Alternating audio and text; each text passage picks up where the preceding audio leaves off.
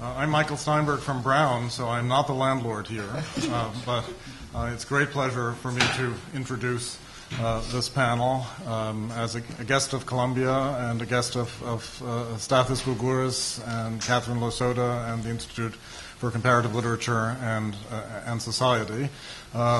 This panel is one important element in what has been a 2-week residency in the United States of Daniel Barenboim and the West Eastern Divan Orchestra.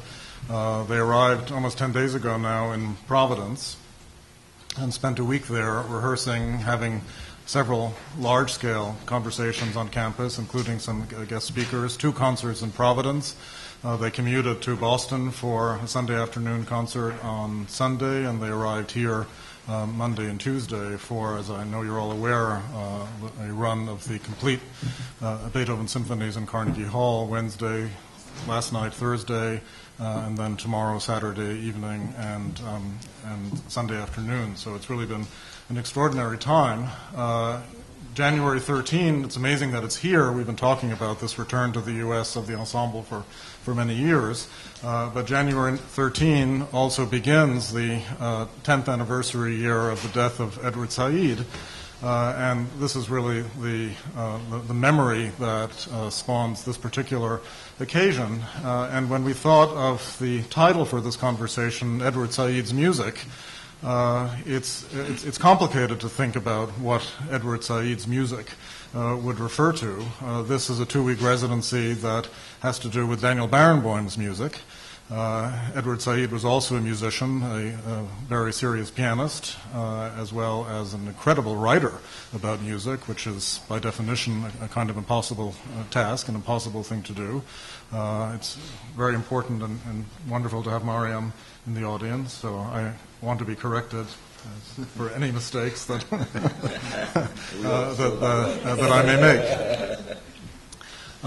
So the question of Edward Syed's music is, first of all, I think it occupies a kind of bridge between actual music making and the various metaphors that accompany the making of music, the chief of which is really listening. The musicians of the West Eastern Divan listen to each other with extraordinary care, and listening to each other and working together musically also means working together with some kind of suffix, some kind of prefix attached to the music and the musical, but none of the available prefixes is really accurate or meaningful. As soon as one talks about the meta-musical or the non-musical or the extra-musical, it just doesn't make any sense for reasons I think you're probably all sensitive to. And as soon as one talks about something that is beyond the music, it also doesn't make any sense.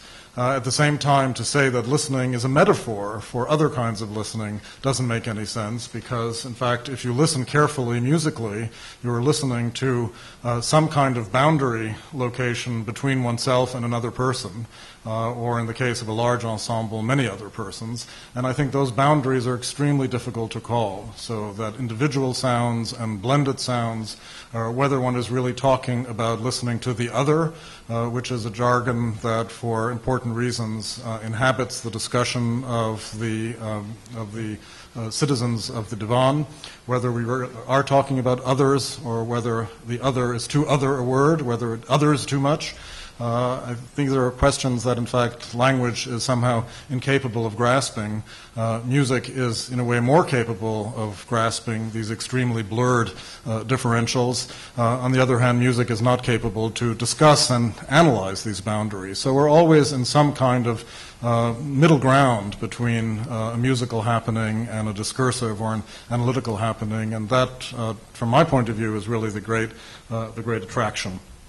I've been reading some of Edward's essays, some of the most relevant essays in the last few weeks. And the 3 words that come back to me all the time, and they're very important essays attached to these words, are first, exile, second, memory, and third, a word that I hear in Mariam's speech, because it's a word that she emphasizes all the time, and that is contrapuntality. Going for the contrapuntal. If you read the wonderful essay, Reflection on Exile, obviously the word exile is going to come up there. if you read an essay called Remembrance of Things Played, which is a really beautiful essay on the association of the pianistic tradition and Edward's memory of other people playing the piano as these other people, in fact, informed and influenced his own playing, and especially the question of that pianistic tradition as a discourse of memory. Something that he remembers from his own past. We'll hear about that a lot this afternoon, I think, as well as the larger past of the tradition itself and where that tradition belongs. And then contrapuntality, a word that comes up in a wonderful essay called Cairo Recalled. And I just want to read a few sentences from this essay because I think it'll segue very nicely into some of the presentations. I'm on page 273. Anybody would like to note that.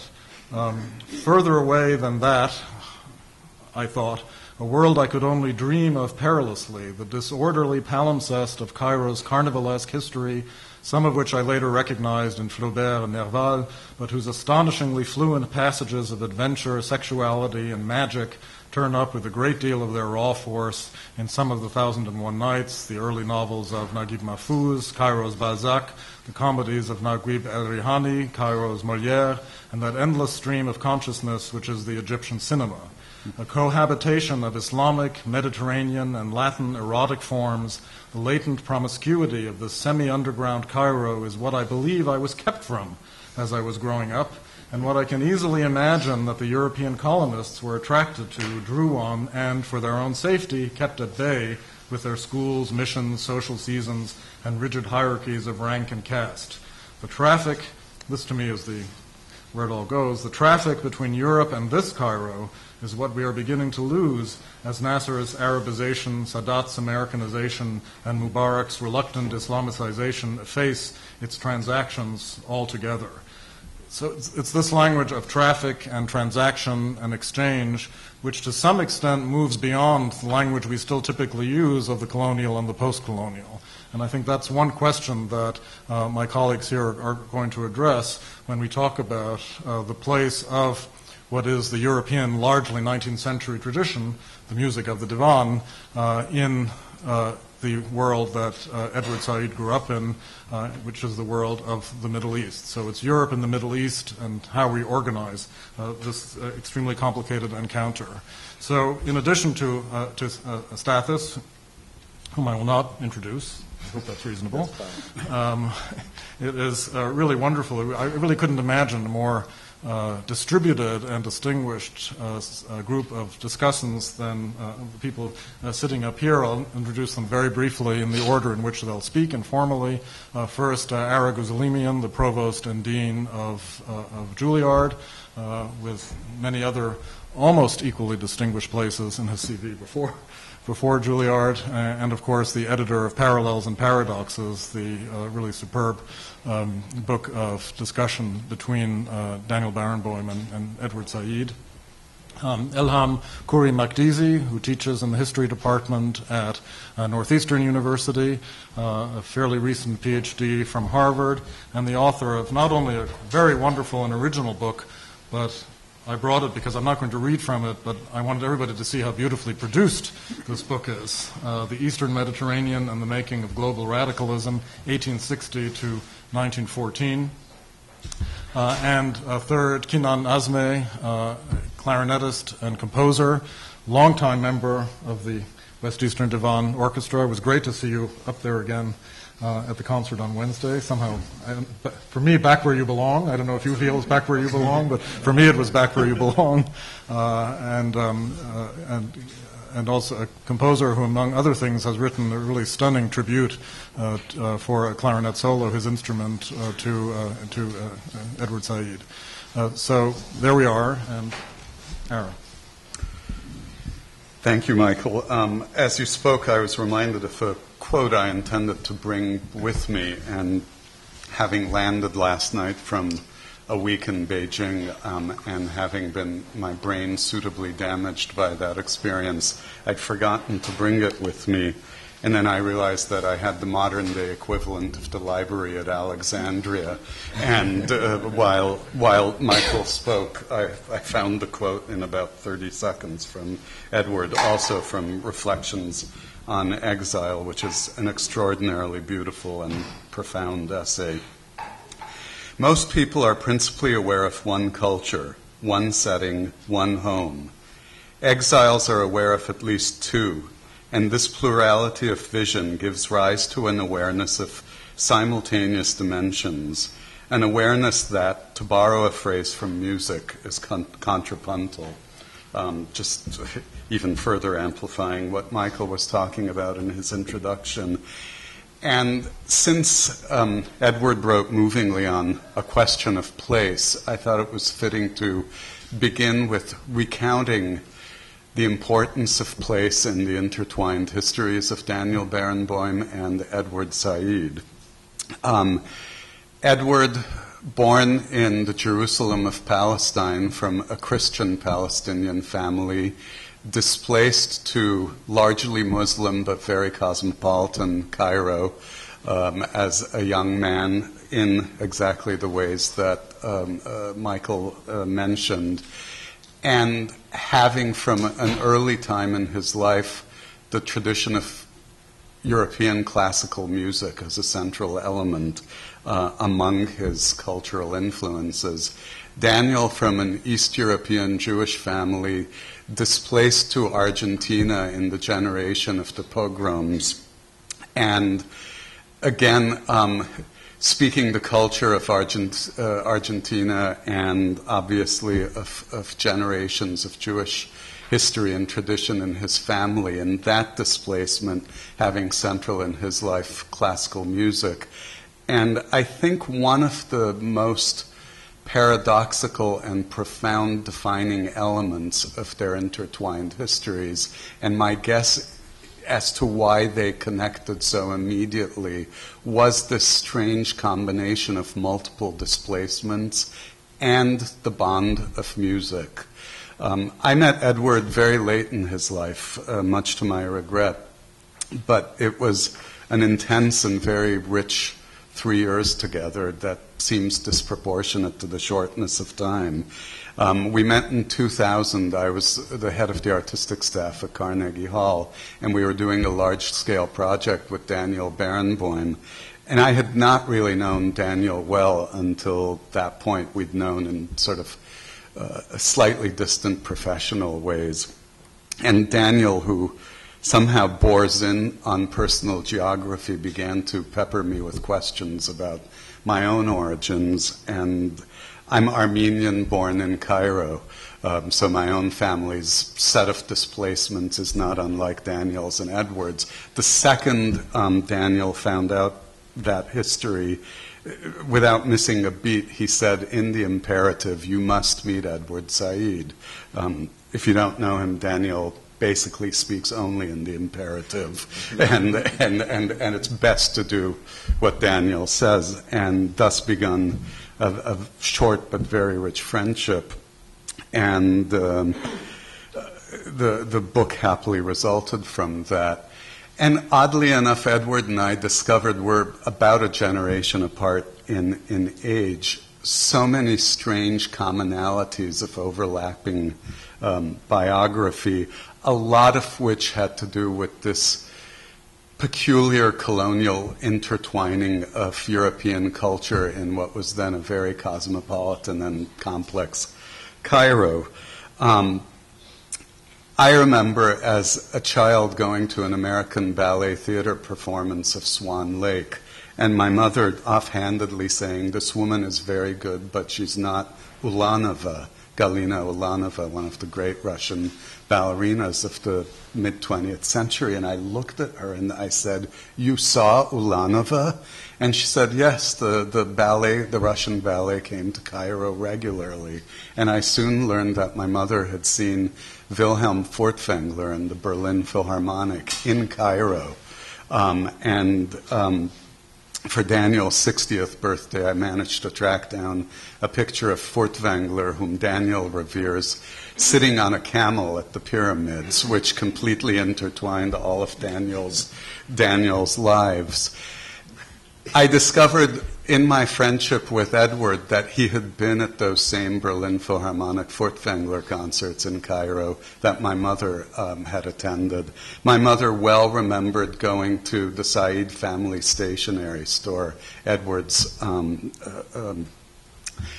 family had a stationery and pen shop in Cairo, and Edward and I discovered that the big music dealer, sheet music dealer in Cairo was an Armenian named Papazian, and all of the music in our household, and it turned out Edward's household had been stamped with Papazian music, just these weird pieces of memory, fragments of memory, odd images that stuck for both of us.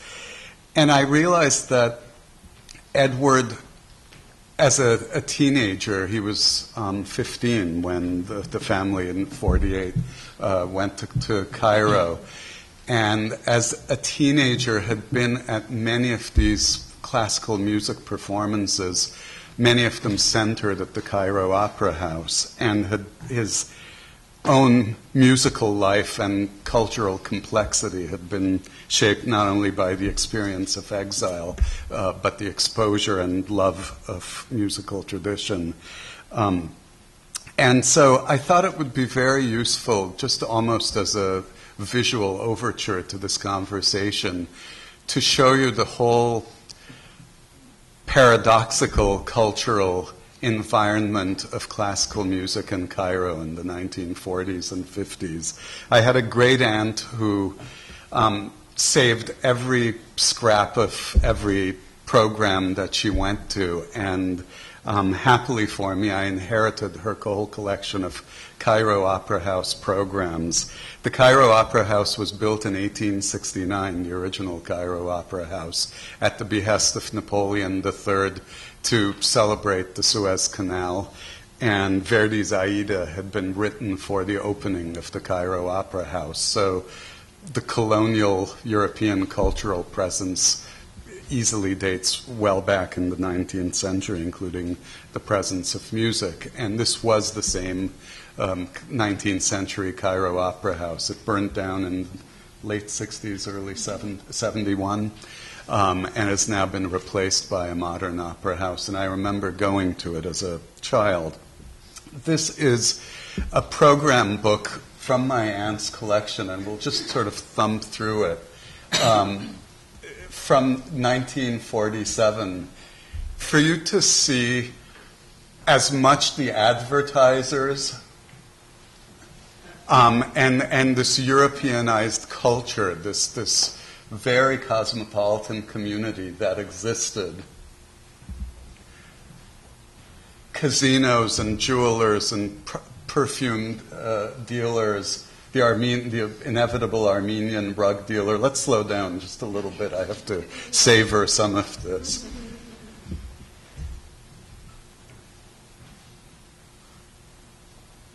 Yeah, there was the inevitable Armenian rug dealer.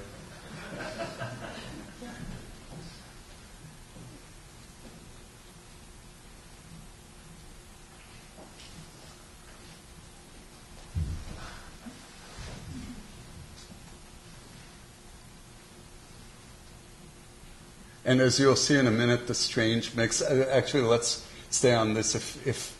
If you're an opera fan of a certain age, you will see that Figaro was Gino Becchi, and I can't quite see from here, the Basilio was Ettore Bastianini. These were very, very significant, very great Italian opera singers, and Beniamino Gigli and Maria Caniglia and the very young Renata Scotto in the 50s sang at the Cairo Opera House. So it was a very high-end sort of off-season presence of these Italian opera singers who, when the season ended in Italy, would do this visiting season in Cairo. And if you read Arabic, seeing a cast list of the Barber of Seville in Arabic may at least cause some level of amusement. And the synopsis next to a champagne ad.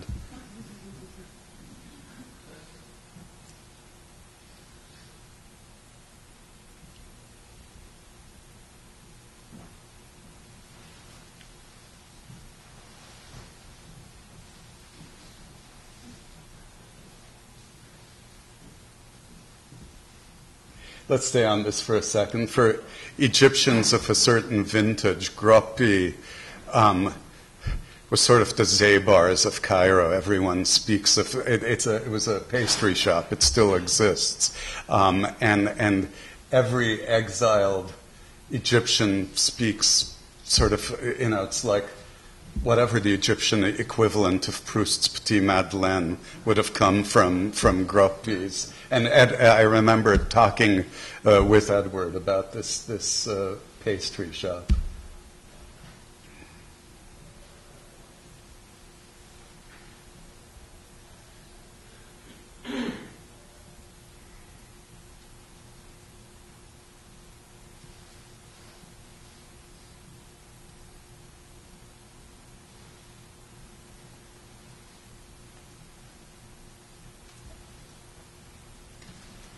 So this was a Cairo that ceased existing by the early 1960s, but Edward was there 48 to 55. Is that right? Are those the correct dates? And so he spent from the time he was 11, sorry, they left before. So this program, Edward could have conceivably been at this performance. He was there from 1944 to 1945. And this was the complicated, now no longer extant culture within which he grew up.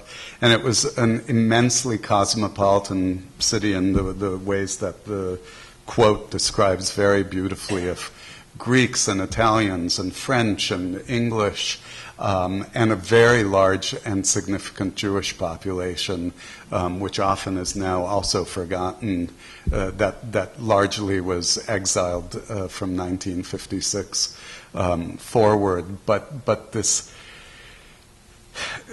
strange mixture that defined the growing up and the cultural sensibilities of anybody who came to age during this time. And I think that was an extremely critical aspect of what defined Edward in this awareness of the counterpoint of culture and the multiplicity of cultural narrative that remained central in his life's work. So I just use this as a kind of visual overture to our conversation. Thank you.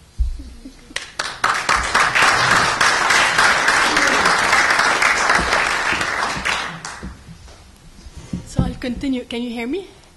I'll continue with where I left, but I also, as a historian, I'll go back in time to emphasize that classical music was always present in Egypt from the 19th century onwards. Initially, some musicians were brought in by Muhammad Ali to actually train Egyptians for military music. So that was the origin. But in the late 19th century, there were more and more musicians who came partly to entertain the growing cosmopolitan population.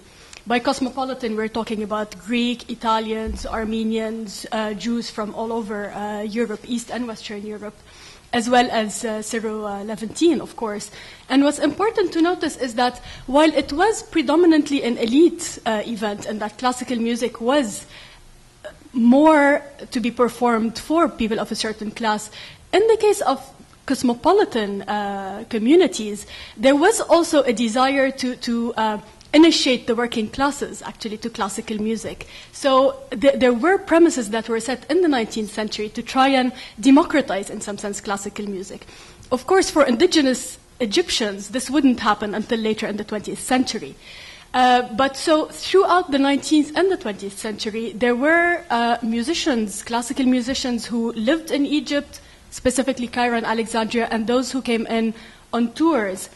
And in the 1930s, of course, so this is very much a story of migrant communities, as Ara was emphasizing. People who decided to live in Egypt, who had been living there, whose families had been living there since the late 19th century. And then people who migrated there in the 1930s, most specifically Eastern European Jews, of course, but also more Italians, more Poles, more White Russians who came after the revolution.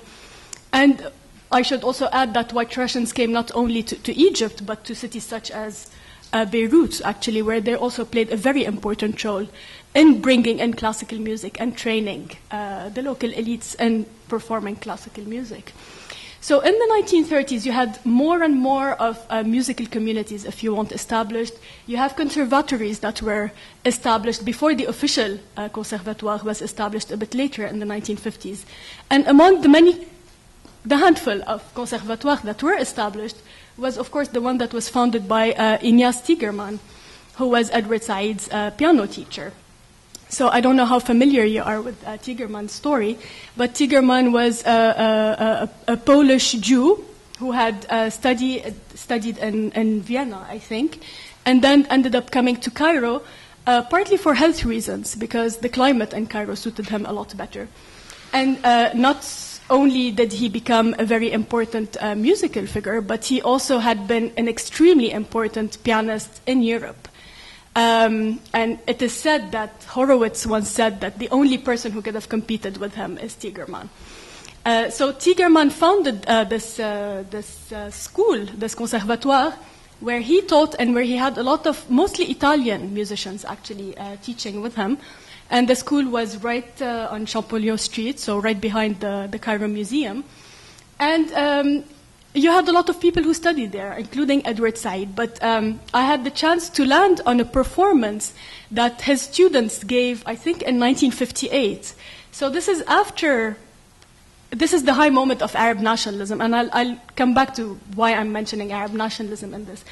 And yet, if you look at the people who were performing, all of Tigerman's students, they were still a very diverse group of people. So a lot of the cosmopolitan populations of Cairo had still not left. A lot of them were still very much engaged in performing music. But you also had Egyptians, indigenous Egyptians, upper class at the time, but nonetheless taking music lessons with Tigerman.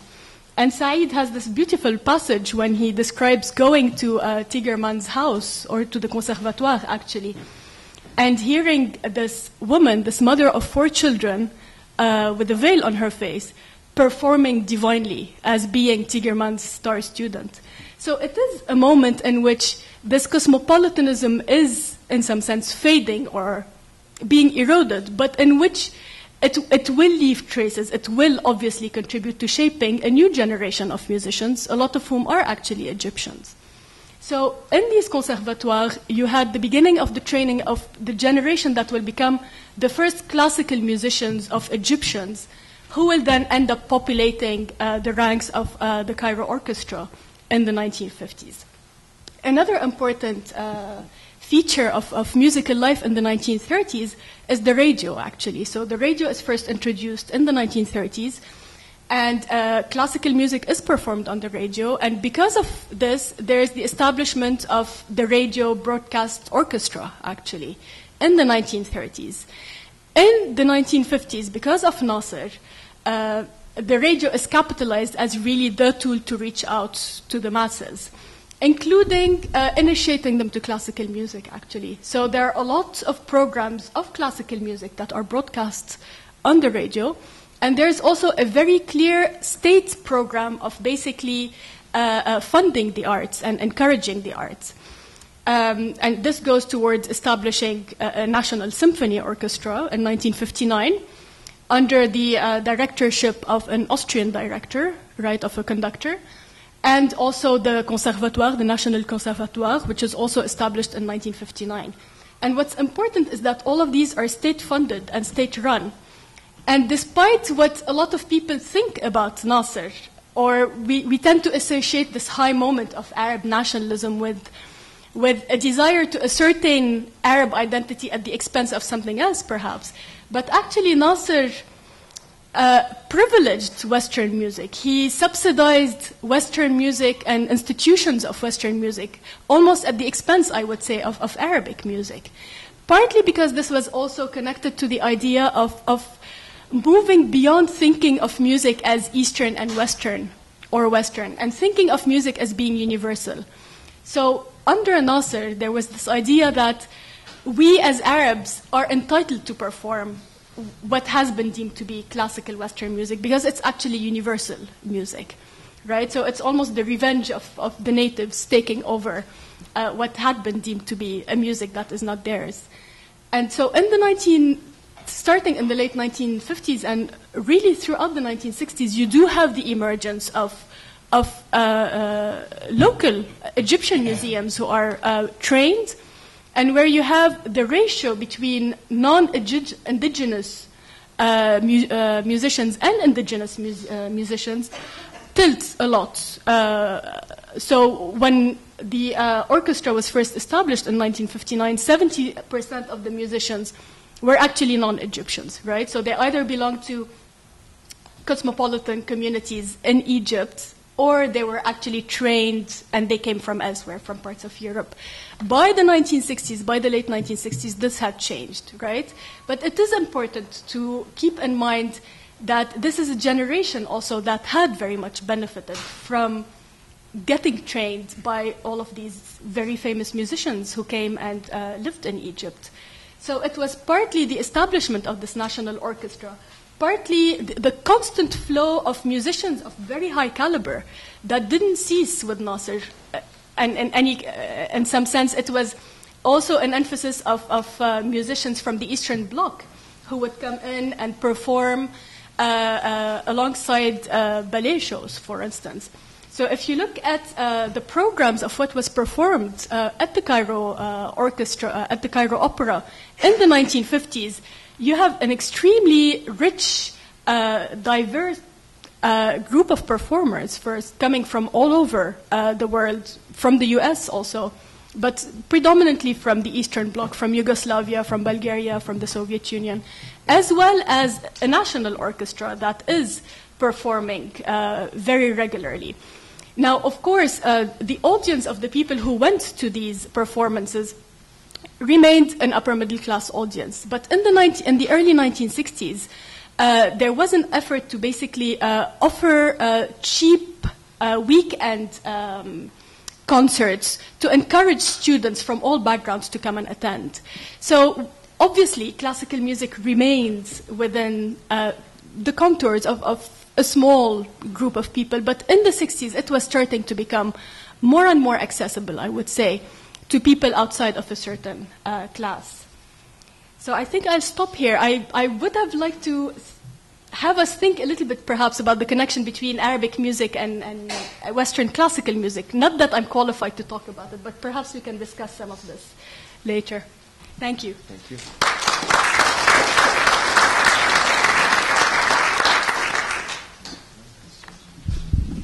All right. Thank you, everyone, for being here. Thank you to the panelists. There are two things I'd like to talk, actually. My original plan was to talk about my involvement in the Divan Orchestra between 2001 to 2008. And I'm still involved in some way or another in playing with in their chamber music concerts and so on. But also, since we're talking about history, I'd like also to bring your attention to what's actually happening. I'm from Syria. And also to bring a little bit of light of what's happening in Syria today, what's happening musically. But before, I'd like to tell a personal story about how I get involved with the Divan Orchestra, since we are celebrating the Divan presence here in the States for these 2 weeks. In 2001, I was still a student at by 2000, I was still a student at the Higher Conservatory of Music in Damascus. And we saw this little flyer that says, auditioning for an orchestra, and they didn't say actually where. It was a very strange announcement. Please come and audition for an orchestra. And we don't know. I mean, we're talking about a country where there's only one symphony orchestra. And nobody is even thinking of, can we audition to other orchestras? How does that work? Nobody knows the process and how the process works. We saw this little sign. And I thought, okay, well, I'll go and check it out. But I knew from also friends of mine that they auditioned already for that orchestra, so we were asking them. 99, when Weimar happened, which was the first time the West Eastern Divan was assembled, they only took strings to join. So I asked my string players friends, like, can you please tell me more about it? And they, they gave me a little bit of an input. And then I went and I auditioned, and I understood a few minutes later that I was accepted. But there was no mentioning to what this project was about. So for us, it was a musical project. We're going to go and play music. I mean, we knew, of course, who was Edward Syed and knew who Daniel Barenboim was. But that's pretty much it. It stood, it stopped right there. Chicago, that is in the summer of 2001, if I'm not wrong. It was a very interesting experience. As a clarinetist born and raised in Damascus, we always realize, in the classical music sense, you will have to be playing with lots of Israelis eventually. Not only because they are very active. I'm not talking about only, I'm not talking about the Jewish body of musicians, but I'm talking about like Israeli musicians, because we've never been actually exposed to any, except a little trip that I did in '92 to the US, where I met the first Israeli musician. Anyway, so Chicago was a bit too stressful, I have to say. I had lots of negative feelings. In the sense, I thought like the whole project was imposed. They wanted us to play music, but also they wanted us to be totally engaged and to become immediate friends, which obviously was not the case.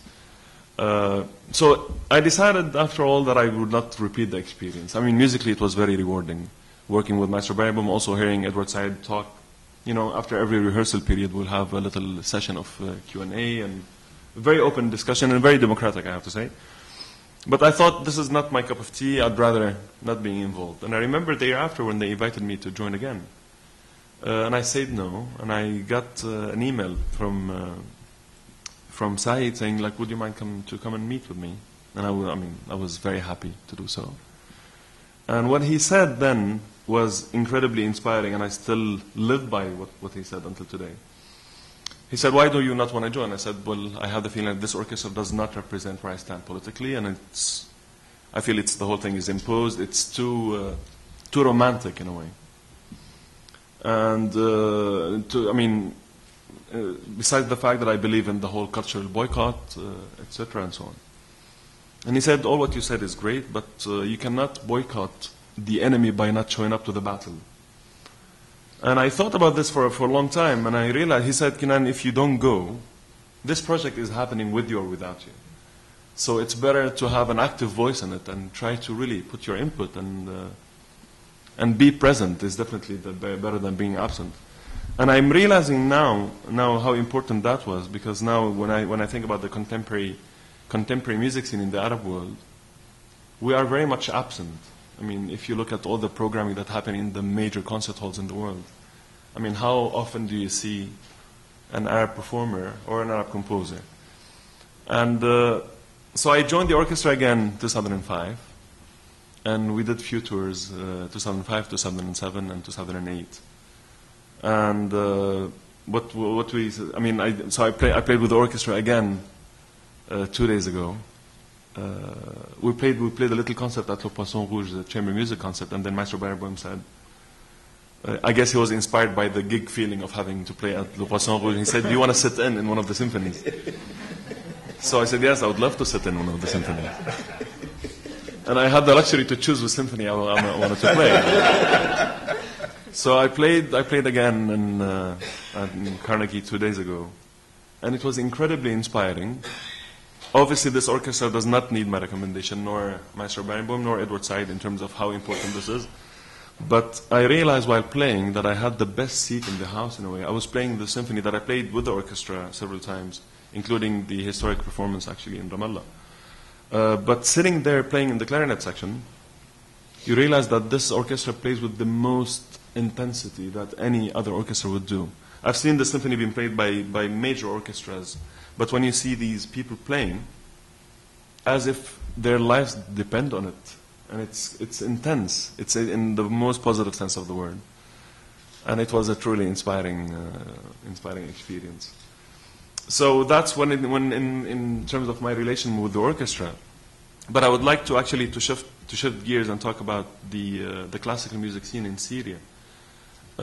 Because I think when the orchestra wanted to do auditions, I mean, this is also documented in the film Knowledge at the beginning in terms of they did not know where are the Arab musicians? Is there any? Is there a clarinetist? Is there an oboist? Is there a harp player? And I'm quoting loosely, so please forgive me. When Edward said in the film that it's the fault of the government, Barenboim says, I'm sure if we really dig really into the musical scene in the Arab world, we can really form a first-class Middle Eastern orchestra. In the sense, yes, there are lots of performers who are not getting their share amount of attention or maybe support in the Arab world. But there is actually a very active music scene, and I'm going to talk about Damascus because that's the city I know the most. And by Damascus, by extension, I'm talking about Syria because most of the musical activities, whether it's in Aleppo or Damascus or other cities, the performances end up happening in one of these cities because of lack of proper concert halls in the other cities. It's interesting. I mean, being a clarinetist in Syria, where the clarinet is not known. Like every time I have to go and talk to, for example, a sponsor to help me organize a concert, I have to explain what a clarinet is first before asking, for their support. And the classical music scene in Syria, at least the documented one, is quite recent.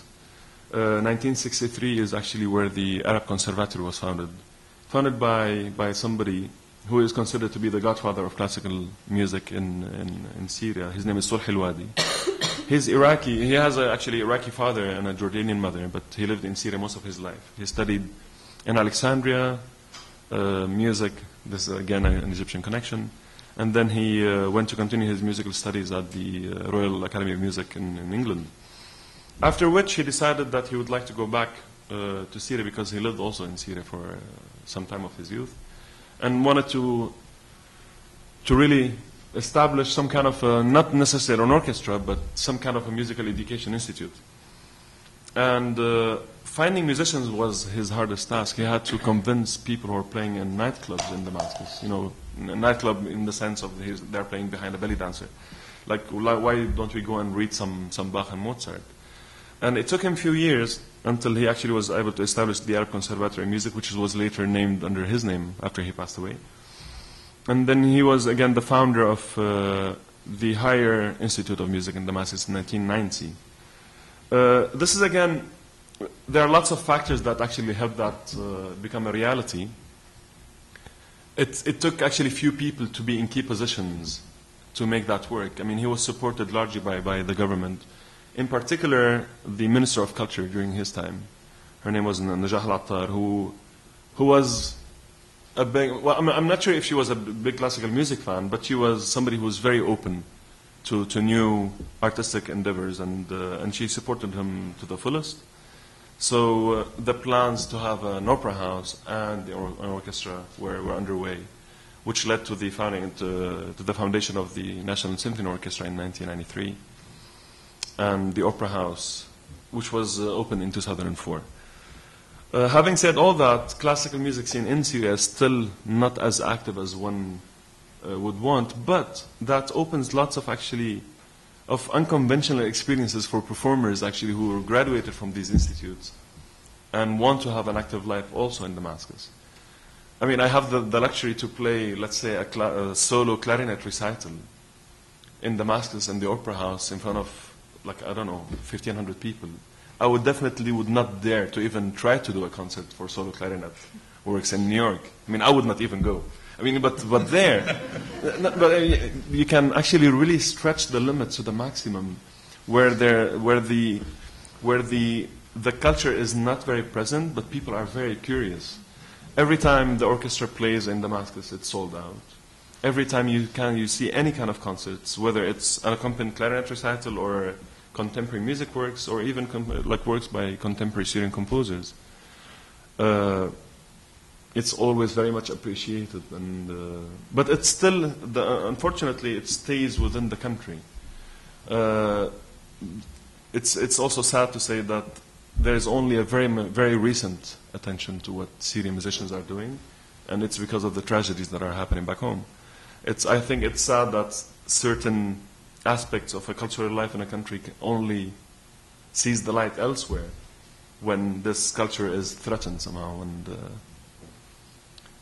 yeah, I can conclude here. But I would like to talk more, but I would like to have some room for also conversations in terms of little observation about things. Thank you very much.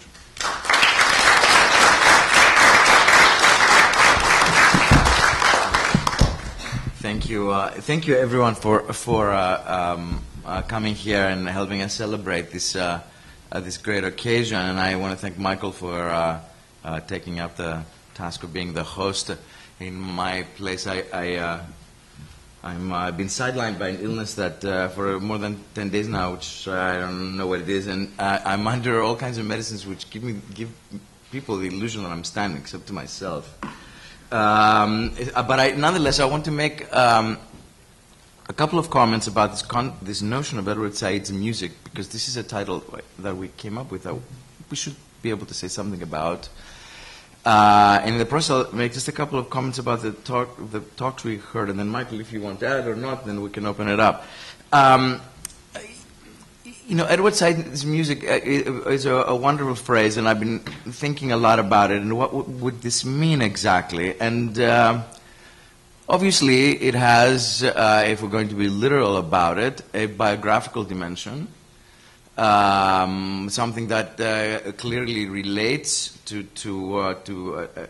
Said's entire sort of story of his family, certainly, to the fact that he himself was a musician, a very accomplished pianist, and had a sense of what it means to play music. He had a sense of music as a performative practice, which is very important, in fact, to his thinking. And finally, obviously, to the fact that he was a writer about music, not a musicologist, as he often made sure to make clear. He was a thinker about music, and thought of it.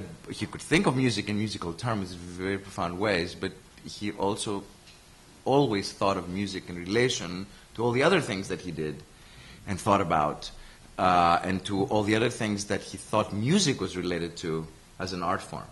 So his meditations on music as an art form are crucial, and I've been also going back to reading some of the essays, particularly going back to the musical elaborations and the conversation that I had moderated. The second thing is really what this panel has been addressing in a direct sense, and it is a Edward Said's music in a historical/geographical sense. Now, Edward always thought of these two terms together. The historical and the geographical for him were essential methodological elements. In his literary criticism, let's say, and certainly in his broader meditations on culture and the politics of culture, he understood them in the intersection of these two domains. And he was a historical thinker and was very well versed in a certain European historical tradition, including the philosophical tradition that he in some ways extended, going back to from Vico on to the Frankfurt School thinking, had a historical dimension that was profound. But he was instrumental in bringing to this historical tradition, which after all has all kinds of other components, including Marxist ones, etc., a geographical component, which at the time that he began talking about, it wasn't really as common as it is today. This is before even the concept of post-colonial studies had been invented. He is one of the agents of this of the whole field in many ways. And the antecedent for the geographical thinking on his part was Gramsci. But that's not important. The thing here is that the Edward Said's music in a historical/geographical sense would place the importance of Western classical music in the history of the Middle East as something that was a sort of a key concern, and it was a concern on both sides of this intersection: Western classical music and the Middle East, right? And the fact and their how can I put it? Their coming together or their coexistence in a historical geographical sense was of great importance. It was, yes, we can say it was important to him personally, but it was more than that. It was important to the history of the region, to the diverse and heterogeneous history of the region, which was in fact rapidly being dismantled. And his memoir is in many ways addressed itself to that. I mean, in light of this, in this context, I would like to hear Ilham a little more about. I found curious your. I didn't know Nasser's support of classical orchestras, and I wondered to what extent for him this was an agent of modernization. The classical music in Nasser's era, by virtue of being Western, supporting something that's Western, despite Arab nationalism, was in a kind of paradoxical sense, but not quite, an agent of modernization. This is a very complex subject, and we need studies to be done on this specifically. In some ways, are coming together in these rather informal ways is an attempt in this direction. The third component, which for me is very important in thinking about Edward's thinking about music, is what I can say an epistemological component. Edward would probably hate this word. Do you think it's just too abstract? But here, music in his thinking, there was there was something about music that he felt produced or provided or created access to a certain knowledge that other art forms and other modes of expression did not. And this was not necessarily abstract knowledge. And it was certainly not musicological knowledge. One need not to have been an expert musician or an expert theorist of music to have access to it. In fact, on the contrary, and he was always, if you remember, he was always very suspicious of gestures of expertise anyway. So, for example, the comment that Ara made about displacement in music, what brought Daniel Barenboim and Edward Syed and Ara himself together as an experience of displacement, where music is, of course, the kind of the language that enables that to be translated, is a key to Edward Syed's thinking. Because music, it was simultaneously both a language of displacement, the expression, but also the overcoming of displacement. Because that's one of the things that he says this time and again in musical elaborations. He thinks of music as I'll talk a bit about that when I don't want to repeat it when I do the introduction to this evening's program. But he had a very clear understanding of music as an art form now, understanding of music as a transgressive entity. And by him, and transgression for him was not some kind of defiance of some higher authority. All of these things he thought were very religious. Transgression for him is actually something very mundane. I mean, it's literally secular, as he would say time and again. The process by which things move from one domain to another, where heterogeneous elements come to be together. And music becomes this kind of language, or perhaps even a mode of knowledge. That's why I use the term epistemological, that enables this. And in this sense, then, the divine orchestra, it becomes this great actualization of this vision. That's all I want to say. I love this phrase, stretching the limits of the maximum. I think this is really something that Kinan, you said. What a beautiful phrase. I think that this is really, this would epitomize Edward's investment in music and his investment in the orchestra. And I think that is one of the things that we are here to celebrate. I want to just open the floor, and Michael, unless you want to have something to add specifically to the panelists, or we can add one thing. Comments. The language of music is often used as a metaphor, and I'm sure Kinan would agree. For musicians, it usually creates horrible, cringe-worthy parallels, sort of in romance novels about the swelling of the strings, or any kind of bad musical metaphor is often abused. And the temptation with the divan is to think about harmony and this imposed sense of everybody making lovely music together, and there's the solution right before our eyes. And I think both Edward and Daniel have fiercely resisted that aspect of it. And I think if we're going to use any musical metaphors for what the divan does and can accomplish, it's exactly in the terms Kinan talked about and Edward talks about in the quote I read, which is about counterpoint, which is about the recognition and the hearing of multiple narratives simultaneously.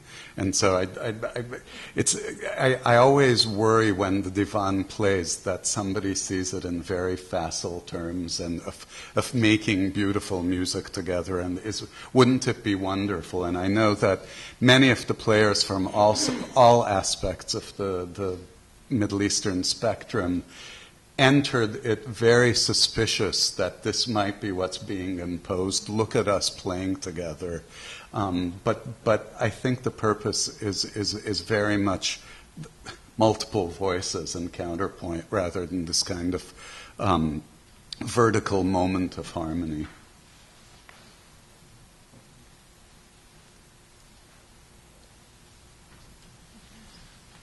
There's so much going on here. And the question is how to enrich all of the different elements of this discussion without imposing any kind of false synthesis or false harmony. Just a couple of passages and anecdotes. It was wonderful to hear Ilham talk about Tigerman. We've been talking to some extent about this interesting and mysterious figure, Ignaz Tigerman, and thinking about this panel. The passage that I read from in the essay Reflections on Exile, in fact, continues. The following paragraph is, in fact, the paragraph on Ignaz Tigerman. So your comments were right in there with this memory of growing up in Cairo during the period also that Ara was talking about. Another anecdote that comes to mind, and I bring this up also as a way of asking Kinan both empirically as well as interpretively, is this the case? Is this accurate? It has to do with what happened in those early years of the divan when the musicians got together, and it turned out, this is my understanding, but so I'm posing this as a question, that some of the Israeli musicians were the children of Israeli and Russian emigre Jewish musicians, so one Israeli parent and one Russian parent, and some of the musicians from Damascus had also a Russian parent because of the presence of Russian teachers in the conservatory during the Soviet period, in the 70s and 80s, and that the ice-breaking language was Russian, because the second-generation musicians, much to their own surprise, this is what I heard, found themselves speaking Russian to each other because their Russian was better than their English, and they obviously weren't going to speak Arabic or Hebrew to each other. So this is an anecdote that I've always found incredibly interesting, precisely because it reinforces the argument that Ara just reinforced, and that is that these are extremely unusual patterns of mediation going on here. We are not talking about harmony. We're also no longer talking about universality, which is, I think, another one of these cliches from the European musical tradition, that this is a universal language.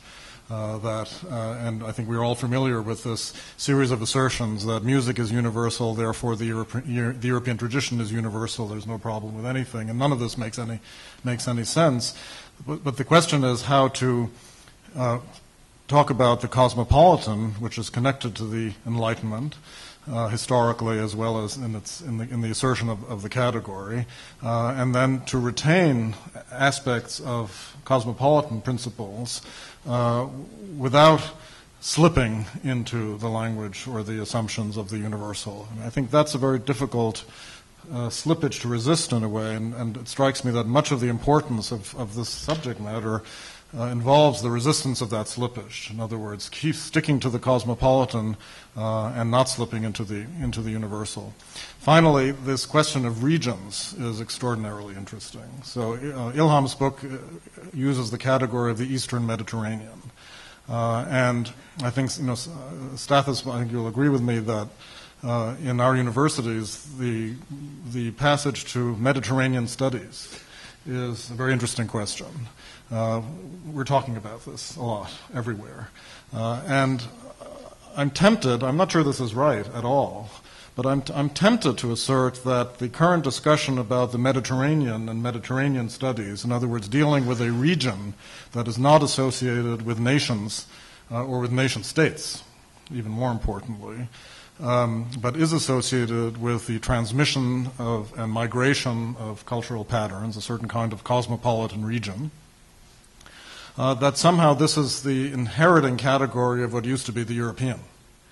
That for people, emigres like Erich Auerbach, one of Edward's heroes, right? Erich Auerbach, who as an exile from Germany in Istanbul is now considered in a way the founder of what we today call comparative literature, that what he was after was the definition of a European tradition that resisted the pulls of nationalist categories, national languages, and national literatures. His model, Auerbach's model, was Dante, who wrote the Divine Comedy as an exile from Florence. So you have Dante to Auerbach to Syed, all talking, as Edward says, about exile as something that is very compelling to think about and very difficult to experience. Another really great phrase from that same essay. So the Mediterranean, in a way, inherits, it seems to me, what this category of the European used to do, and that leads me to the last question here, and I mentioned this at the beginning. How do we organize the cosmopolitan and the colonial, or the cosmopolitan and the post-colonial?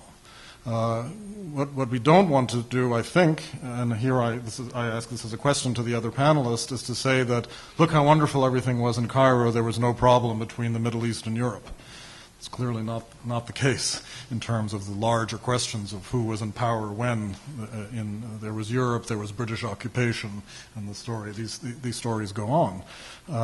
On the other hand, this question of migration, blending, not knowing where the self ends and the other begins, is a very compelling counter-narrative to the narratives of colonialism, occupation, imperialism, etc. So that's a kind of question soup. Maybe you want to talk about that, and then we can open it up, maybe. Sure. I'm also wary about overusing the term cosmopolitanism without problematizing it also, because it also has its pitfalls, partly because we've romanticized it so much. And so are we talking about multidiversity? Is that the same thing as cosmopolitanism? Just because you had a lot of different people from different backgrounds doesn't necessarily mean that they interacted regularly or that they interacted in productive ways, right? It so happens, I do believe that there were moments in which you did encounter this kind of very fruitful overlap and exchange. And you do see this partly, actually, through studying places, I think. So going back to the notion of what kind of spaces privileged this kind of interaction, right? So you could look at this as the conservatoire, perhaps being one of them. Look at this also as coffee houses where some of this music was performed, where some debates happened. Look at the notion of language, which we haven't touched upon.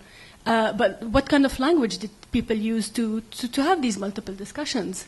We know that in Tigerman's case, obviously, according to Edward, he wrote in a mixture of French and German, taming his English. I think he uses this, or buttering his English into submission, I think is how he puts it, right? So the cosmopolitan also existed, obviously, among indigenous Egyptians who lived very often side by side by these Italians and these Greeks who were not Italian or Greek. They would not have defined themselves as such. They defined themselves, and still do for those of them who left in the late 50s, as Egyptian. Then they're hyphenated Egyptian.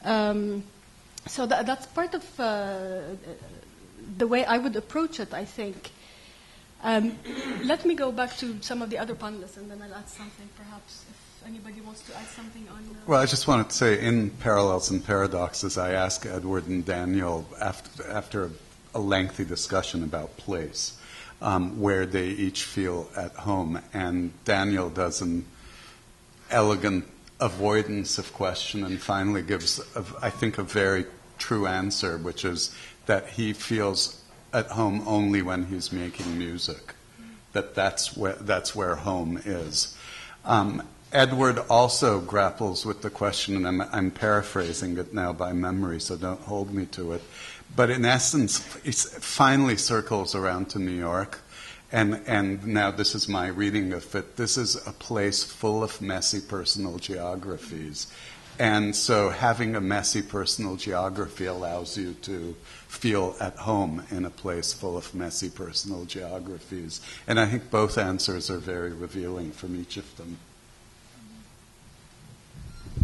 I would like just to make a couple comments about displacement, also in relation to the orchestra. Just before I forget, I'm going to make a very quick statement about this whole displacement of orchestra when people feel not at home. When you're talking about home, I mean, when we went to the orchestra first time, there were lots of mental displacement, I shall say, where you realize that you're meeting people for the first time, and they do not match what you thought they would be. Also, the Syrians, for example, realized that was the first time we meet Palestinians from inside the Palestinian territories. Because, the Syrians, in the name of boycotting Israel, we boycotted also the Palestinians within Israel and also in the Palestinian territories.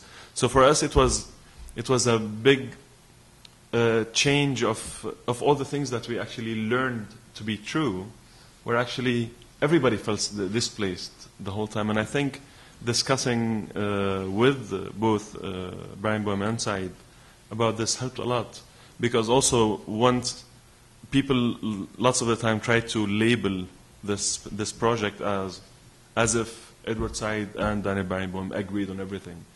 Well, the fact actually is the total contrary. And that was the most inspiring. I mean, this orchestra, like any other orchestra, some people totally hate each other, which is totally normal in an orchestra. Some people love each other, right? And some of them are friends. And some people hang out with this group and not with that group, and I think it's totally normal when it's not imposed. And so displacement of all these things together helped tremendously.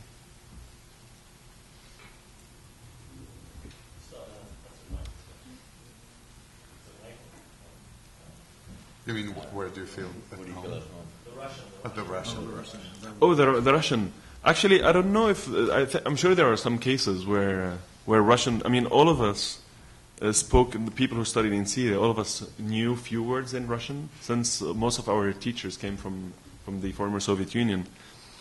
But what we knew of Russian was very limited to have a full-on conversation.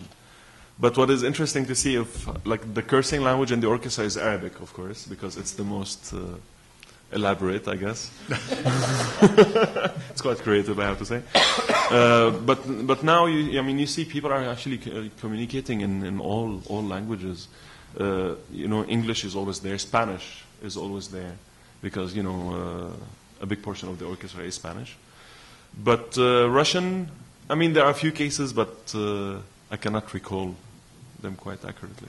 One other anecdote this time about Daniel, who really has an utterly complicated personal geography beyond definition. Like most things about Daniel, it's sort of beyond the realm of most of the rest of us. I don't know the exact count. I would guess he speaks about 7 languages equally. And I mean absolutely equally. I know he's been intent on learning Arabic. I don't know how far he's gotten. And if you ever see him backstage after a concert greeting public, he will speak to each person in their language, which is impressive enough as it is, the switching of language. But for me, even more meaningful, in each switch of language, he becomes that culture. The body language becomes that culture, the stance becomes that culture, the tone of voice becomes that culture. And again, this multiplicity of identity, I think, comes so naturally to him from displacement that's why this project becomes so natural and so native in a sense to him.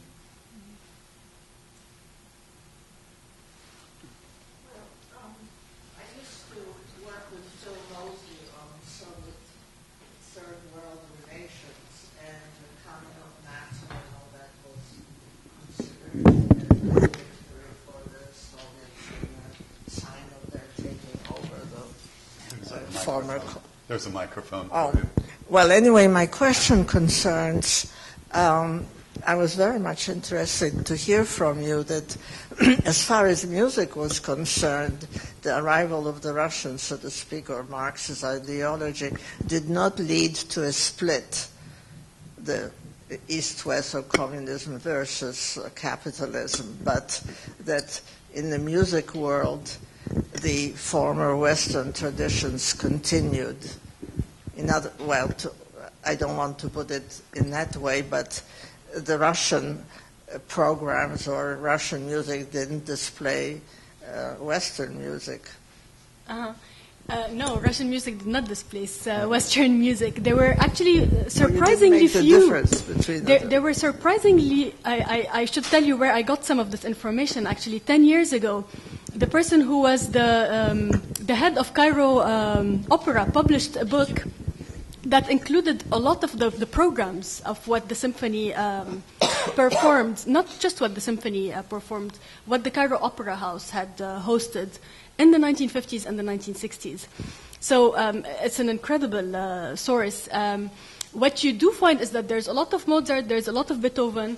There are very, very seldom occasions in which, say, Stravinsky is performed or Shostakovich. They're really en passant, you know.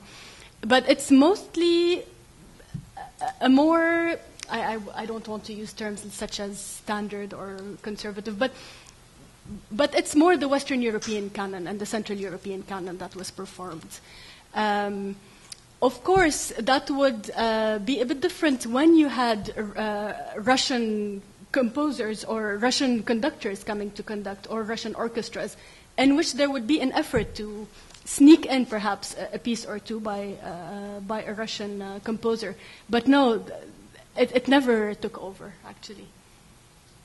And sorry, if I may add something, it's not about Russians, but I was very intrigued by the fact that Bartók had actually come to Egypt in 1932 during, there was a big conference on Arab music, which I'm sure all of you know immensely more about it than I do. But what's interesting is that I would have thought that after this, Bartók would have made it into the repertoire. And yet, again, he barely was performed, at least in the programs that I saw. Michael said it's too hard. Very apt. If I may add something about also the Russian teachers who used to teach in Damascus. They came and actually they were more interested in teaching us what they called the Western composer. They were not as interested in teaching us to play Tchaikovsky and Borodin, you know. They wanted us to learn how to play, Boulez, and they were excited about the repertoire as much as we were. And also in addition, you mentioned radio, but also Damascus at least. If you wanted to buy any records, it was all the old Russian LPs, and they were the only ones that were affordable. And they included, the repertoire was not only limited to Russian composers. I don't have any comments to make about the theoretical discussion, but I'd like to share an experience with you that involved Edward and was... I don't have any theoretical comments to make, but I would like to share with you an incredibly rich experience I had, which involved Edward. It was about 15 years ago. And talk about places, this is This was one of those events that could only have taken place in New York. And what it was a 2-week film festival that was sponsored by the Film Society of Lincoln Center, and maybe in conjunction with Juilliard, I'm not sure, where they had films of pianists from all around the world. And I was sort of skeptical about it to begin with, because I thought, the films would be inferior in comparison to live concerts. But in fact, in many ways, seeing the hands up close and seeing the faces up close really added something to the whole experience. And they had Gilels playing the Waldstein in some little church way out in the sticks in Russia, and all sorts of fantastic films. And every pianist in the city was there. But the finale was the last Sunday, and it was Beethoven all day long, and Edward was the host. And he introduced each film, and he would talk about the piece itself, he would talk about the pianist, and he would talk about the particular performance. And, I don't know much technically about music. I'm a fan. I'm not a professional. But he was able to explicate these pieces in a way that, everybody could understand, and really brought them to life. And went on, I think, from 10 in the morning till 4 in the afternoon or something. And it was really one of the richest, most gratifying days I can remember spending in New York. One of the other attractions between Edward and Daniel, I think, is exactly that. Daniel has commented frequently on the absence of music in the general cultural, intellectual conversation. And Edward, as a great public intellectual, engaging so deeply in music, meant a great deal to Daniel, including Edward's public role as a cultural critic, observer, writer in these settings. And so I think that's another key part of their bond. Did he compose any music himself? Did Syed compose? The question is, did Syed compose any music? I'm looking at Mariam Syed, who's shaking her head resolutely no.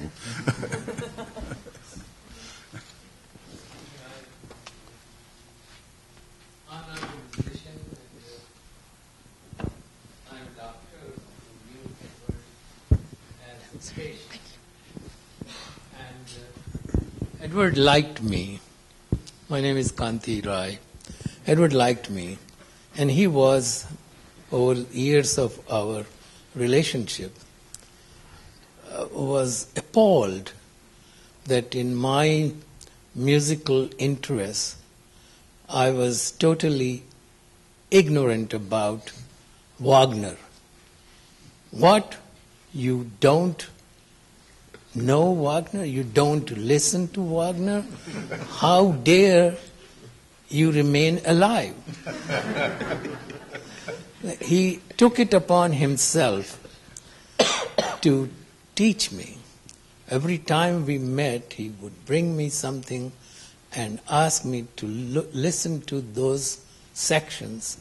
And then briefly, in a passant, would talk to me about this and give me long, interesting, fascinating dissertations about what Wagner was, how important he was. And lo and behold, 10 years later, 15 years later, I have become a deeply devoted Wagner fan. My treadmill machine, as soon as it starts, the Wagner, either opera or something, goes on. And I was intrigued that in this discussion, although Daniel and Edward's relationship did not include or bring in especially Wagner, but Wagner is so excluded from today's discussion. So I thought I should put in my 2 cents worth. How much time do we have? Probably enough.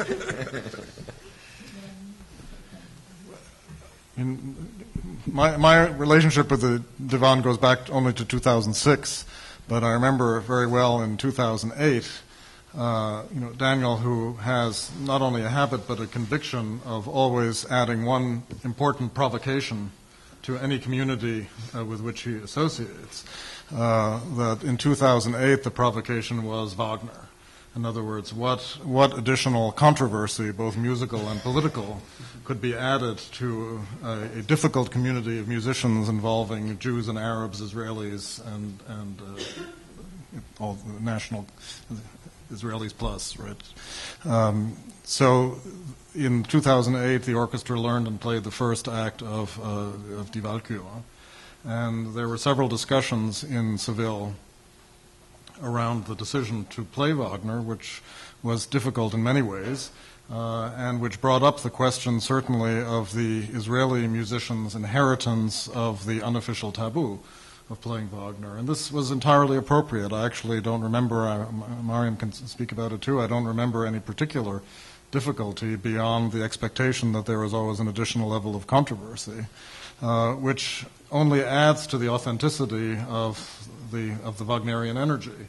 One of the great essays from, I guess it's in Music at the Limits, is called The Importance of Being Unfaithful to Wagner. And it's largely a review of productions and a review of interpretations of Wagner. But there's a paradox which one can never escape from, and which that essay is about, and that is that only unfaithfulness to Wagner is in fact the Wagnerian gesture, so that the faithfulness and the unfaithfulness have to be combined, or else there's no Wagnerian energy. You may have inherited that position.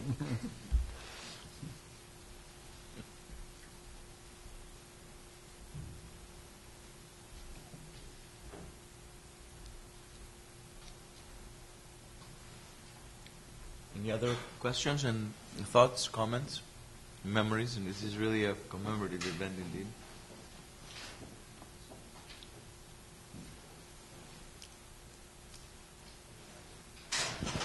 Yes, please. Well, think about it. Maybe there's a hand behind you, so you can think about it. Just a quick, not frivolous, but fun question. I don't know how many people have heard Edward's lecture on Aida, speaking of the Cairo opera, and I wondered if that lecture had been, I know it was presented here at Columbia, whether it was presented anywhere else in this wide world, namely Cairo or anywhere else.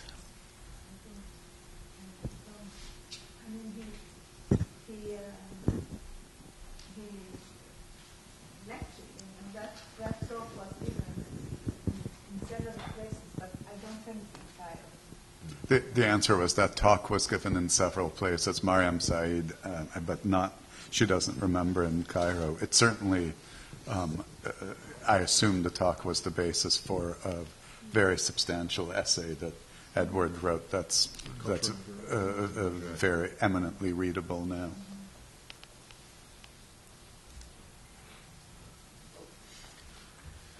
Well, okay. If Rashid, no, okay. Yes. You're thinking about it. You're hedging. You got to do it if you. No, I just want to say two things. One was speaking to what Kinan said about these the different expectations and the differing reactions of the musicians who encountered one another across this divide. And also between different Arab musicians who'd never had any interaction with one another. The summers that I was able to attend briefly in Weimar and a couple of the summer in Chicago, a couple of the summers in Seville, and a couple of the others. Even after several years, this was something that was constantly being negotiated and dealt with between the musicians. Is this a political project? Is this something that, for most of them, I think, went against their beliefs politically? because most of them understood there were deep political differences between Israelis and between Arabs, and in many cases other differences, and that their making music together didn't mean that they agreed on politics? Or is this a chance to work with some of the great, well, in the case of Daniel himself and the people he brought to help him, some of the great musicians of the age, and to make wonderful music with some other very talented people, and do it in a particular, exceptional, remarkable setting? And of course, for most of them, I think it was the latter. Kinan can speak to this better than I am. He's a musician. He participated. I was sitting on the outside watching. But I think it's a misunderstanding by many people looking at this from the outside. This never was meant to be some kind of attempt to homogenize everything and to end differences through playing Wagner together or Beethoven or whatever. It is, as you said, and as everybody I think understands on the panel, something that has an ulterior objective, perhaps, on the part of Edward when he first started it with Daniel, and on the part of Daniel to this day, which is to show that you can actually do something like make music together and still have these differences. And there are people who disagree with this, fundamentally, on both sides. And some of them, I think, have views that should be respected, and some of them I would violently disagree with. But I think the remarkable fact that this experiment has been going for so many years now and has produced such an extraordinary quality of music. The review in the Times said exactly the same thing as you said about intensity. And I have never attended a performance. I mean, I attended performances in Spain, I attended performances in Germany, performances they've done all over the world. I have never attended a performance at which I didn't feel that the energy was at least as high as any great orchestra I have ever listened to. I don't think they're necessarily as accomplished musicians as some of the ones that Daniel headed in Chicago, for example, where we used to go all the time and listen.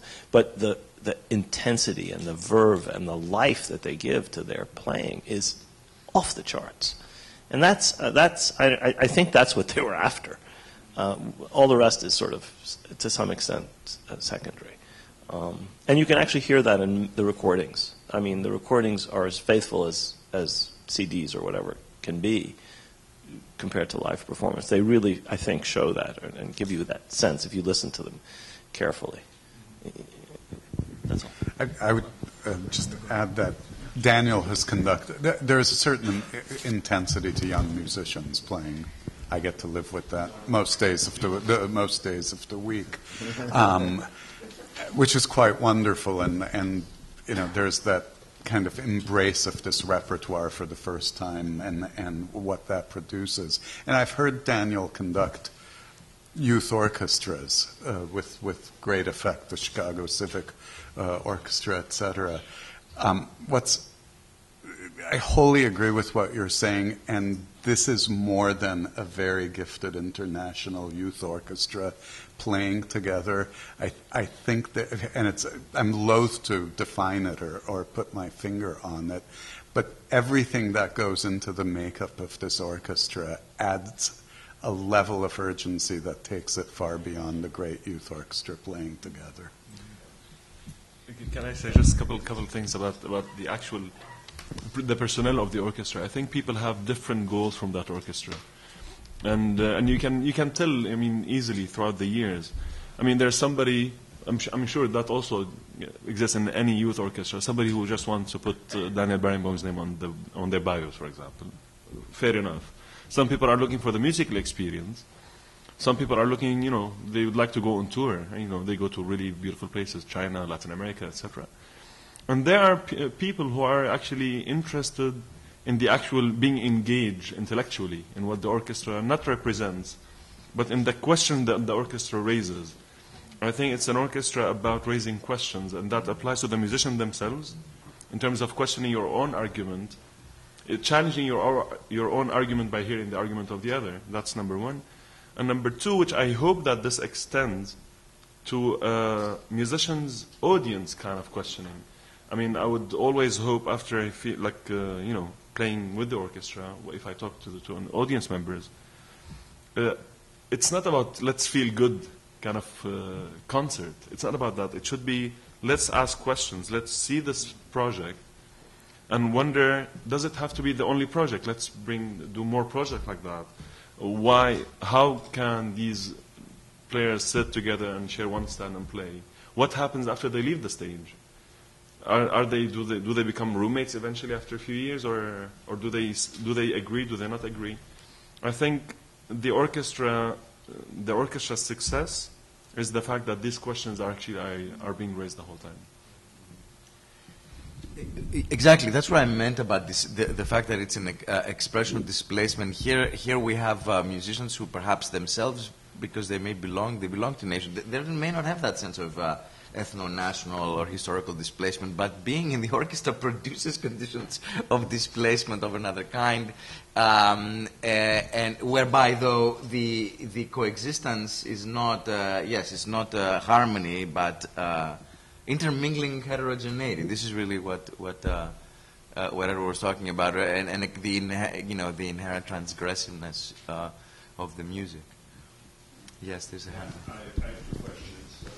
I've been to, I'm sure, hundreds of concerts, and but it's the first time that I've seen performers embrace each other after a concert, and that happened on Wednesday, and I was wondering if this happens with other orchestras.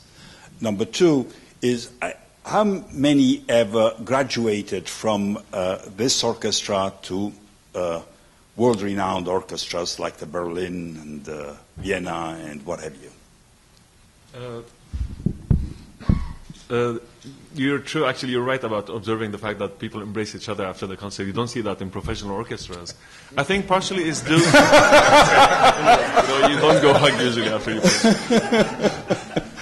No, but the thing is, I think partially because this is not a professional orchestra. So every performance they do. I say they because I'm a former member. I don't play anymore. Sometimes I sit in. You mean it's unprofessional to embrace? It's not. No, it's not. No. It's not professional in the sense they have a very limited time to enjoy each other's company, and every performance is. It's so intense on stage that you feel that you survived the experience, and absolutely. Getting to perform, you survive. That's definitely true. Some of the best quotes from Baimon, the fact that he described the orchestra as a democratic society. Here you have somebody with a baton telling people how to play. But it's very challenging because he expects the orchestra, I'm quoting other former member of the orchestra, he expects the orchestra to sound like the Berlin Philharmonic. And it's very difficult, to sound like the Berlin Philharmonic. So every time the orchestra finishes playing, they actually congratulate each other because, everybody's moved. I was sitting in the orchestra 2 days ago and I was totally moved by the experience. And you feel you feel lovey-dovey suddenly. You want to hug people. And it happens on stage. And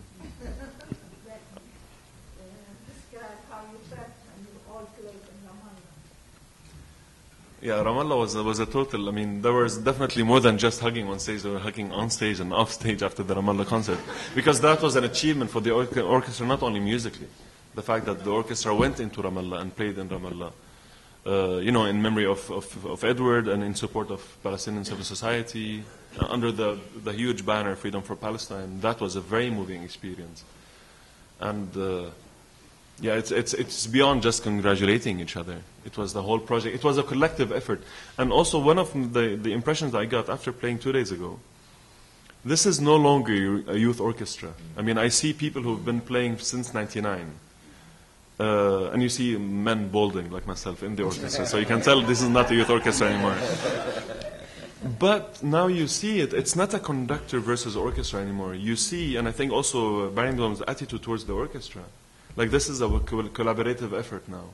He counts on the musicians as much, or almost equally as much as they count on him, and you can see that. And it's nice that you see this is becoming a collective group. You did not answer my second question. Graduating. Oh, graduating. Several of them have made it to Berlin Philharmonic. Wait for the mic. Some musicians made it to the Berlin Philharmonic, to Munich. Florence, many European orchestras, yes. And some of them went back to their country's orchestras, to the Cairo Symphony, to the Israel Philharmonic, to the Damascus Symphony, to the Lebanese Symphony. But some have made it to the big orchestras. Including Nabil, the principal bass of the Berlin Philharmonic, not just within the orchestra, but in leadership positions. And he was involved in the divan from very early on and identified very early on, and now, arguably is at the top of the profession as a principal in the Berlin Philharmonic. Principal violist of the Berlin Philharmonic also, second bassoon of the Berlin Philharmonic. They're all graduates. They're not graduates, and sometimes they come back. So they're, because since the orchestra meets only once a year, for an extended time. So lots of the people who are actually used to playing the orchestra, and their orchestras are off during that time, they still come and join. One of the most touching pairs, two musicians, two violinists that I ever saw happened about 5 years ago now, when there was a prodigious 10-year-old from Nazareth who is now 15 and here with the orchestra playing, but as a 10-year-old had taught himself the Brahms Fourth, which was being performed that summer, and was placed in the orchestra so that Daniel could see what he was doing, whether he really knew this piece. And he wound up going on the tour that summer, which was, as I recall, one of the stories of, I think it was 2007. But to see him beginning to play with this orchestra at age 10, sitting in a back stand of the first violins with the concertmaster of the Berlin Philharmonic, who was sitting there fairly anonymously, having come back that summer and helping this little kid, who, of course, claimed they didn't need any help. That's another story. But that's an extreme example of something that I think is quite typical in that orchestra, these multiple acts of teaching and coaching across these amazing differences, where cultural and political difference is only one of the, in a way, registers of difference. When you think of this very talented 10-year-old and the anonymous concertmaster of the Berlin Philharmonic sitting next to him, in the back.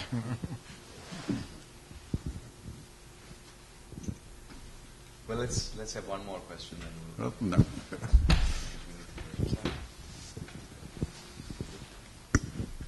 Can the orchestra survive Birnbaum? How do you mean that? Say? How do you mean that? You mean now? Or when he decides to do something else, let's put it that way. I think none of us speak for him, but I think this is a life mission for him. But the other question is, it's a complicated question. The force of personality and will and the investment of biography and life experience is quite singular, to say the very least, and that's a key question. I don't know the answer to it. I certainly don't know the answer either, but this is another form of displacement is in play now, which is, in a way, the second big idea, which is the academy in Berlin, the academy that will open in 2015-16, more or less, that will be called the Barenboim Syed Academy, which will, in fact, bring into a year-round institution the idea of the orchestra, but also the completely original kind of pedagogy that the orchestra demands as a continuation of both Barenboim's teaching and Syed's teaching. These are still two very different worlds that are coming together. So to me, that is the institutionalization, so to speak, of this very complicated partnership, and I think in a highly original, very exciting, and somewhat unpredictable project.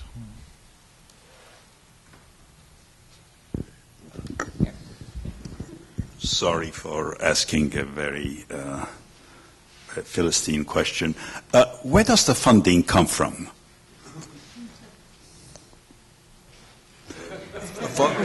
For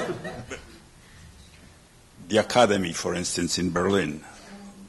The academy in Berlin For several years, there has been big fundraising for the Academy in Berlin individually. We did not reach the goal that we really wanted to reach, but now the German government is going to help, and they will help with keeping it going. It's a complicated multinational combination of things. There are Barenboim Syed foundations, more than one in Europe, or now it's one. No, Germany, yeah. Spain, obviously, and the U.S. And one in the U.S., each charged with fundraising towards this common cause. But there, and the great deal of historic support. Yeah, the person who knows the most should answer the question. You do this so well. Well, perhaps my name is Carsten Siebert. I run the German foundation that was just mentioned, and I'm the managing director for the Barenboim Syed Academy, although we haven't quite opened yet. So funding originally was provided through a number of sources, historically first in Germany, in Weimar a few years, then it moved to Chicago, was locally financed. The Spanish, well, the regional government in Andalusia basically has been paying for the summer workshops, which was an extremely generous gesture. So my Spanish colleague is on the other side of the room, Muriel Paez, the director of the Fundación Barenboim Syed, and they've really been instrumental in keeping the project going by giving it some sort of institutional stability over all these years. The academy itself, as Mariam already mentioned, we have raised about 16 million in private funding, and we'll get a government grant of 20 million to build the academy. Euros. Well, we're building in Europe too, so it's all relative. So the immediate future, financially at least, is fairly assured at this point. Of course, construction projects have their own little dynamics, but we are quite confident we can actually finish this within the next 3 to 4 years. We are mostly, I have to say, most of the activities that do not pertain to the orchestra workshop in Sevilla and the projects in Ramallah and Nazareth, especially in the Middle East, that we also finance, or mostly our Spanish friends finance. Most other projects are privately funded, so we do fundraisers. The tours bring in some kind of money to after expenses for travel, and that allows us to give out grants to musicians, not only divan musicians but also musicians from the region in general. It's an uphill battle as always in the arts, but it's been working out relatively well. And as this building project proceeds, and you can look at me if I'm giving away any great secrets that have not yet been announced, there will be a home in Berlin for the divan, a year-round home, which will extend not just the performance aspect of the divan's life, but especially the teaching aspect, and bringing musicians from the Middle East for mentoring and teaching, and sending teachers back to the Middle East, which I think is a part of the answer about the future and about the longer term life. The building is a kind of workshop building near the Staatsoper in Berlin, and right at this moment the exterior will be preserved. The interior will largely be newly designed by Frank Gehry, and again, I hope I'm not giving any secrets away, but it will be called Boulez Hall in honor of Pierre Boulez. We have to actually break. But now everyone wants to speak. I'm going to take a hand from a person who hasn't spoken. Yes. But that will have to be the last question because it's.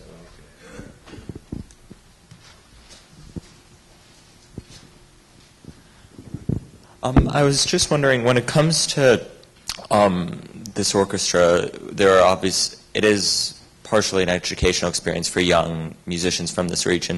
Has there ever been talk of having a vocal division as well? Because when it comes to the orchestra, at least, there are mainly celebrity vocalists when they're on tour, such as René Papa and Voltrin Meyer and Diana Damrau. Not that I'm aware of. It's focused on the orchestral instruments. Once in Salzburg, there was one day of vocal. Yeah, you were. Only once, was it 4 years ago or something, when 2007, when there was one day of vocal music, and a lot of singers from the Arab and Israel performed there. But that was the only time that any vocal performances were made. Okay, thank you all for coming. I want to thank my fellow panelists. We have an hour. We hope to see you all at the performance in Miller Theatre at 7. Feel free to pick up these commemorative books, courtesy of Mariam Syed, which are sort of memoirs of Edward's friends from the memorial service. They're free, so feel free to pick them up on the way out. Thank you for coming, and I hope we see you soon. Thank you.